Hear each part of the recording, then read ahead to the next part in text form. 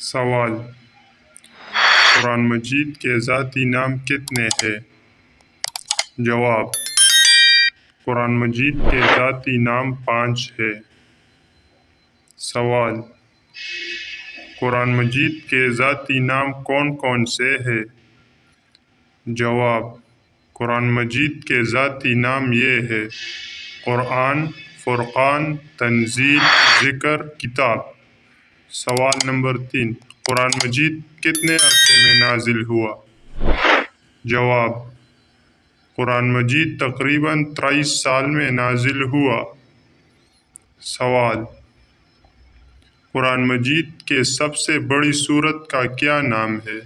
جواب: سورہ بقرہ۔ سوال نمبر 5: قرآن مجید کے سب سے چھوٹی سورت کا نام کیا ہے؟ جواب: سورۃ الکوثر۔